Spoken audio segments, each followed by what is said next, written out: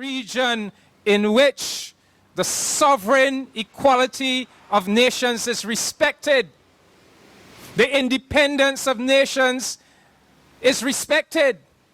The right of every nation to self-determination, to non-interference in their genuine internal affairs must be respected. That is civilization.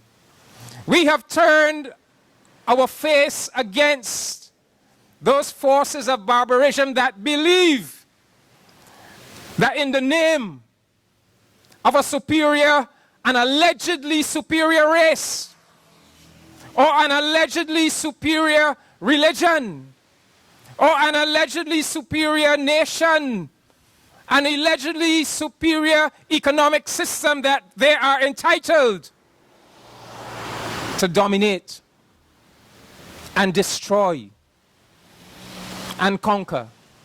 We are saying that world is the world that we are no longer prepared to accept. Our world, our future must be a future of humanity, of human solidarity, of brotherhood, of humanization. And we have to fight for that. It's not going to fall into our lap, because there are elites who profit from and who enjoy the world of barbarism. There have always been these elites for centuries. The ones who profited from slavery, the ones who profited from colonization and genocide. And so we have to fight for it. And I want to end by signaling one aspect of that fight that we must all mobilize around. Brothers and sisters,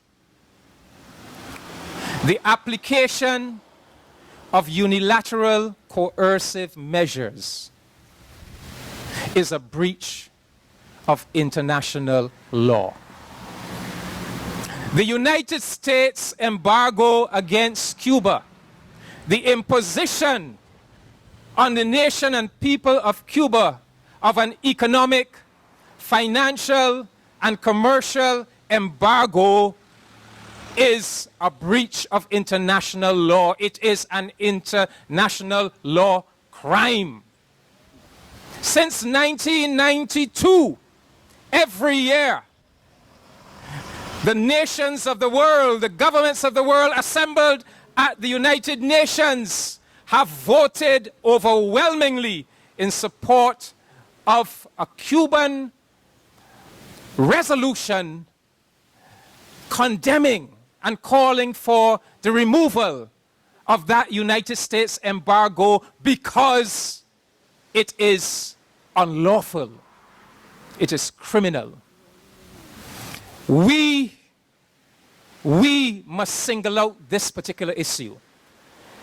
We must mobilize not only the Caribbean, but we must mobilize all of the forces of goodwill and decency in this world to say that no more will this world accept any nation believing that it can take international law into its own hands and impose unilateral coercive measures against any other nations and people.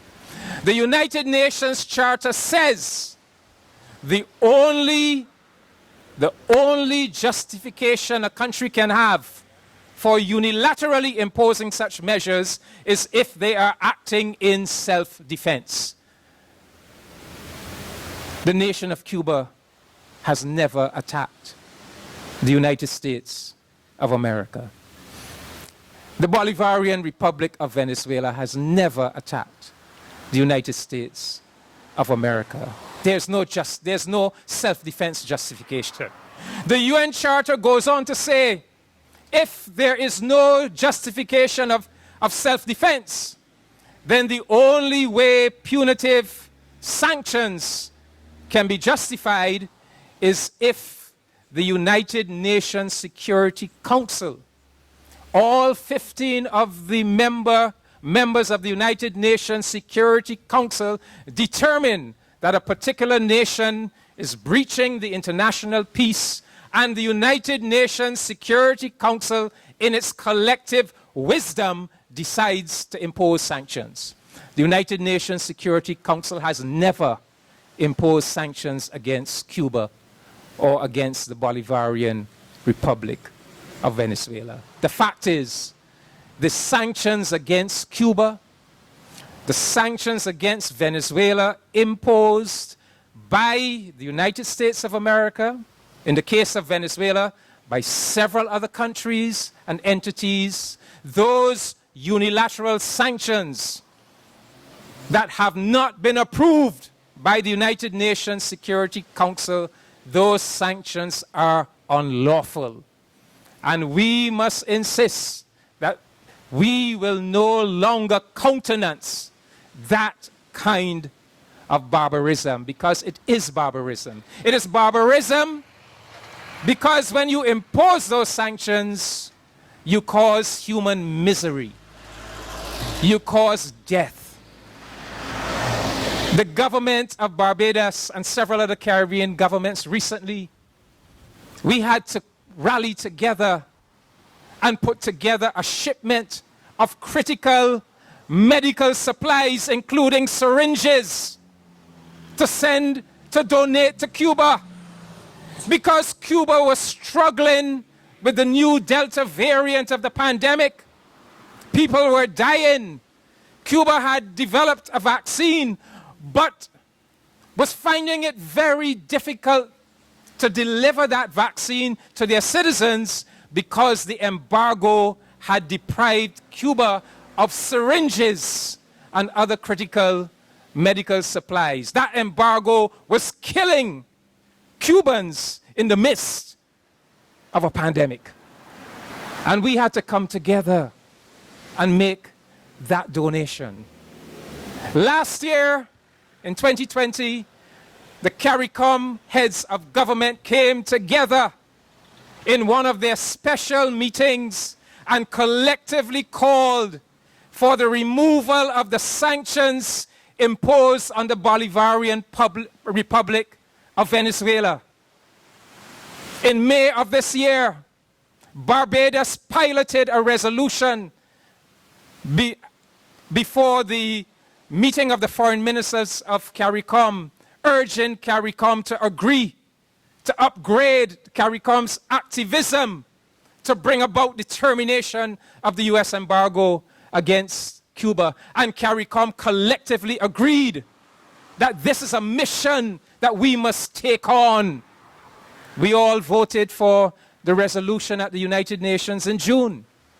We subsequently, our heads of government, sent a collective letter to President Biden explaining to him why this embargo was so backward and must be removed. And we are committed to continuing with that kind of activism to finally bring about the termination of that cruel and illegal embargo. So I want to end on this note, brothers and sisters. This is the 45th anniversary. We come here every year. This is the 45th anniversary. We come here to denounce the assassins, Luis Posada Carriles and Orlando Bosch. Let's call their names. They're both dead. They've gone somewhere else. They both escaped justice. But let's call their names. Orlando Bosch, Luis Posada Carriles, two assassins who masterminded, who set up two Venezuelans, Hernan Lozano and Freddy Lugo. Let's call their names too, to plant those bombs on that aircraft.